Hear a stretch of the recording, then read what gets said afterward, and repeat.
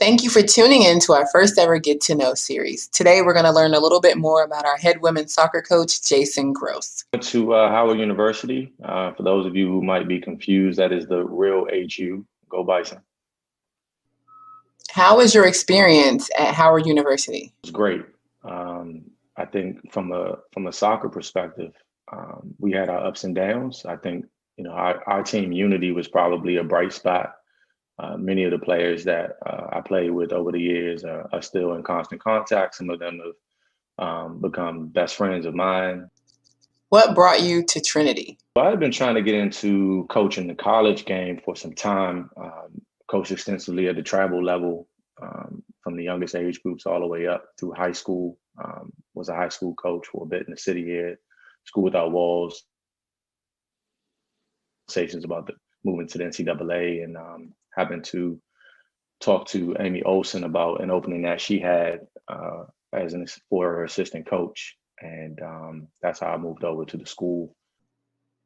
Based on the current culture of your program, what is one thing that your players must understand? One of the things I try to make sure that my players understand is the why. As far as our training, what it is that we have that we focus on, so that they're coming to training with an understanding of what the work is and what they're supposed to gain from it. Obviously we want to be competitive, as competitive as possible. But we don't want players or our student athletes leaving our training sessions or our games or coming home after long road trips and not enjoying their experience. So making sure that everyone feels valued in our program. And in different aspects, you find that some of them are hitting barriers, and it's our job to continue to assist them to push through those barriers or find ways to support them so that they can accomplish their goals. And so when we say challenging, it just means that every day we're pushing them to be better. Let's get a little bit more personal. I was adopted.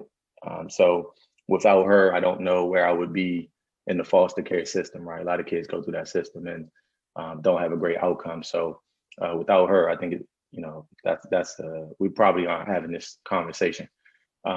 Next, I would probably say Kaba King. He spent my entire life dedicating his time, his resources, his energy to my personal and professional growth. What's one thing that most people don't know about you? I'm a huge gamer. I think if esports were what they are now, in my day when I was younger, I may have chosen a different career path.